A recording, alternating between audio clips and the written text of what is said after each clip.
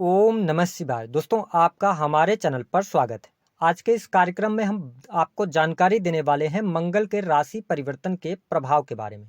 जी हाँ, मंगल देव 21 जनवरी 2025 को कर्क राशि से निकलकर वक्री अवस्था में मिथुन राशि में प्रवेश करेंगे और मिथुन राशि में 25 फरवरी 2025 तक मंगल देव वक्री रहेंगे। उसके बाद मिथुन राशि में ही ये मार्गी होकर 2 अप्रैल 2025 तक गोचर करने वाले हैं।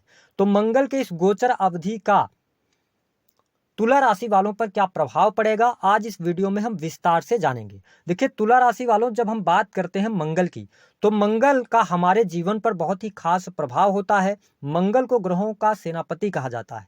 मंगल ऊर्जा, शक्ति, साहस, पराक्रम, छोटे भाई बहन, इसके साथ इलेक्ट्रॉनिक गैजेट्स, इलेक्ट्रिकल जितनी भी चीजें होती हैं वो मंगल के प्रभुत्व में आती हैं। सेना, पुलिस, आर्मी, ठीक है, मेडिकल लाइन, इन सभी को मंगल ही रिप्रेजेंट करते हैं। ऐसी स्थिति में मंगल का गोचर अभी तक आपके 10वें भाव में चल रहा था, लेकिन मंगल देव नीचगत राशि में गोचर कर रहे थे, जो कि अब 21 जनवरी 2025 को मंगल देव वक्री होकर आपके 9वें भाव में गोचर करेंगे।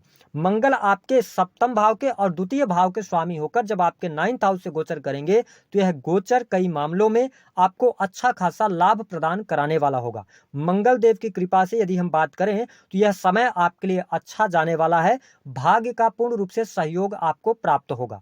ऐसे लोग जो धर्म अध्यात्म के कार्यक्षेत्र से जुड़े हुए हैं, उनके लिए लाभकारी समय की शुरुआत होगी। साथ ही आप धर्म कर्म में रुचि भी रखने वाले होंगे। इसके साथ ही जो लोग व्यवसायिक जीवन से जुड़े हैं, तो कार्य क्षेत्र में आपको हर कदम पर सफलता प्राप्त होने वाली है। अब बिजनेस व्यापार की यदि हम बात करते हैं, तो इस समय अवधि के दौरान यदि आपका बिजनेस किसी भी प्रकार के टूर एंड ट्रेवल से जुड़ा हुआ है, या ऐसा कोई भी आपका बिजनेस है जिसमें आपको एक शहर से दूसरे शहर में यात्रा करनी पड़ती है, निस्संदेह यात्राएं आपके लिए लाभकारी होंगी और उन यात्राओं से आपको लाभ भी प्राप्त होगा। साथ ही बिजनेस में वृद्धि के भी संकेत दिखाई देते हैं। काम कारोबार बढ़ने से आपका उत्साह भी बढ़ता हुआ नजर आएगा। बाहरी लोगों का सपोर्ट आपके जीवन में देखने को मिलेगा। वही पारिवारिक जीवन आपका बेहद ही शानदार रहेगा। इस समय अवधि के दौरान परिवार के सभी लोग मिलकर आपका सहयोग और समर्थन करने वाले होंगे, जिसके परिणाम स्वरूप आप देखेंगे कि आपके कार्यक्षेत्र में आपकी एनर्जी की वजह से आपको लाभ भी प्राप्त होने वाला है। यदि बिजनेस के सिलसिले में कोई डील आपकी रुकी हुई थी, तो उस डील के पूर्ण होने की संभावनाएं यहां पर दिखाई देती हैं। देखिए, मंगल देव की जो दृष्टि का प्रभाव है वह चौथी दृष्टि से आपके 12th हाउस को देख रहे हैं। हालांकि इस समय अवधि के दौरान आप देखेंगे कि थोड़ा सा खर्च की अधिकता आपके जीवन में अवश्य देखने को मिलेगी, लेकिन जो लोग इंपोर्ट एक्सपोर्ट के कार्यों से जुड़े हुए हैं, मेडिकल लाइन से जुड़े हुए हैं, अथवा हॉस्पिटल्स के अंदर काम करते हैं, उनके लिए यहाँ पर लाभकारी समय है। कुछ लोगों को प्रमोशन मिलने के योग भी इस समय अवधि के दौरान दिखाई देते हैं। वही जब हम बात करते हैं कि धन की स्थिति में आपके काफी हद तक सुधार होगा। इस गोचर अवधि के दौरान आकस्मिक धन लाभ के योग बनेंगे। अगर आप बिजनेस व्यापार कर रहे हैं, किसी भी प्रकार के बिजनेस से जुड़े हुए हैं, चाहे इलेक्ट्रॉनिक गैजेट्स का हो, चाहे कंस्ट्रक्शन लाइन का हो, है ना, इसके अतिरिक्त आप इंडिविजुअल कोई भी बिजनेस कर रहे हैं, कॉस्मेटिक से जुड़े बिजनेस कर रहे हैं, तो नो डाउट उसमें आपको बहुत अच्छे बेनिफिट्स मिलेंगे और लाभ होने के साथ साथ आपके खर्चे भी होंगे, लेकिन आप बचत करने में भी इस समय अवधि के दौरान आप सफल हो जाएंगे। साथ ही अगर आप लॉन्ग टर्म के इन्वेस्टमेंट की तरफ आगे बढ़ना चाहते हैं, तो आपके लिए मार्च और अप्रैल यानी 2 अप्रैल से पहले पहले आपके लिए संभावनाएं बनती हैं कि आप लॉन्ग टर्म के इन्वेस्टमेंट भी कर सकते हैं। उससे आपको लाभ मिलता हुआ नजर आ रहा है। हालांकि स्वास्थ्य के दृष्टिकोण से यदि देखा जाए, तो मंगल देव जब मिथुन राशि से गोचर कर रहे हैं, तो स्वास्थ्य में भी आपको कोई बहुत ज्यादा नुकसान देखने को नहीं मिलेगा। स्वास्थ्य आपका अच्छा बना रहेगा, इम्यून सिस्टम आपका अच्छा रहेगा। साथ ही पर्सनालिटी में आपके, हम ये कह सकते हैं कि एनर्जी भी रहने वाली है। लेकिन प्रॉब्लम क्या है, थोड़ा सा अपने खान पान को आपको नियंत्रित करने की आवश्यकता होगी।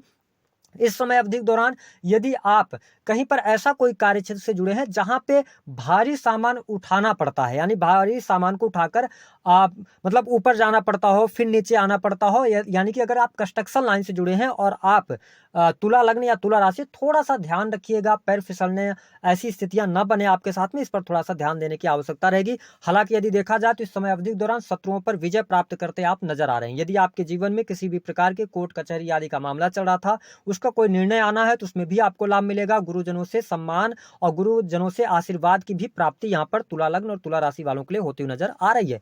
कुछ तुला राशि वालों को यह भी देखने को मिलेगा कि यदि आप धर्म अध्यात्म के कार्य क्षेत्र से जुड़े हैं, तो काफी ज्यादा एनर्जी आपकी धर्म कर्म के कार्यों में रहने वाली है। धार्मिक यात्रा भी होती नजर आएगी। मंगल की जो 7वीं दृष्टि का प्रभाव है, वह आपके थर्ड हाउस पर रहेगा। तो देखिए sales, media, marketing, creative field, creation का, आर्किटेक्ट का काम अगर आप करते हैं तो आपके लिए यह समय लाभकारी रहेगा। आपके साहस और पराक्रम में वृद्धि होगी, आलस्य आपका खत्म होगा, चीजें आपके लिए अनुकूल होती नजर आ रही हैं। जो लोग ऑनलाइन का कोई भी काम करते हैं, इसके अतिरिक्त इंटरनेट के माध्यम से कार्य करते हैं, तो यह समय आपके लिए अच्छा रहेगा। वही सरकारी क्षेत्र से जुड़े जातकों को भी लाभ मिलने की पूर्ण रूप से संभावनाएं दिखाई देती हैं।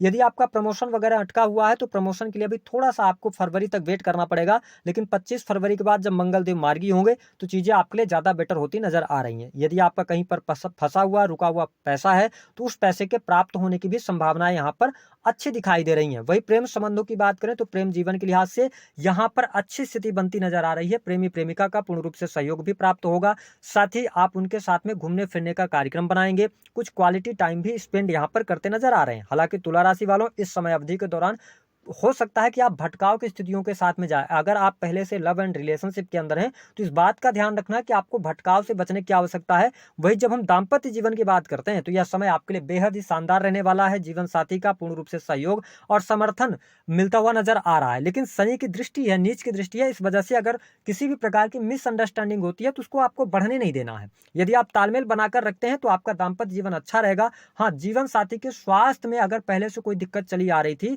तो जीवन साथी के स्वास्थ्य में भी काफी हद तक सुधार आपको देखने को मिलेगा।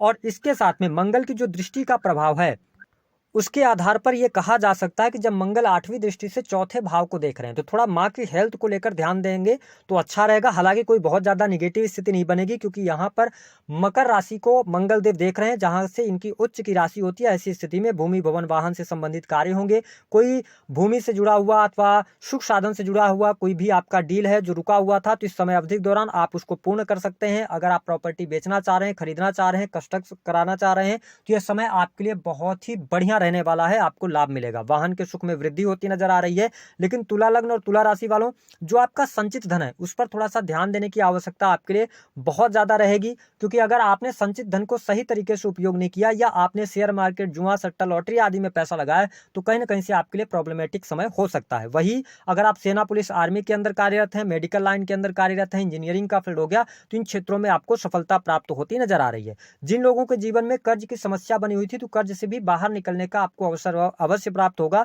और धीरे धीरे करके आप कर्ज से बाहर निकलने लग जाएंगे। इसके साथ ही शत्रुओं पर विजय प्राप्त होती नजर आ रही है। हालांकि इस समय अवधि के दौरान थोड़ा सा उन लोगों को ध्यान देना चाहिए जो लोग सोशल मीडिया वगैरह पर ज्यादा एक्टिव रहते हैं। इस समय अवधि के दौरान यदि आप कोई भी बात कहते हैं तो बड़ी शालीनता के साथ कहिएगा, नहीं तो आपकी बातों को गलत तरीके से लिया जा सकता है, तो इस पर थोड़ा ध्यान देने की आवश्यकता रहेगी। इसके अतिरिक्त संतान की स्थिति बेहतर है। पढ़ाई लिखाई, एजुकेशन के मामले के लिहाज से भी मंगल का यह गोचर काफी शानदार आपके लिए बना हुआ है। तो कुल मिलाकर अगर देखा जाए तो मंगल का यह गोचर मैं आपके लिए अच्छा देख रहा हूँ। थोड़ा चोट चपेट से बचिएगा।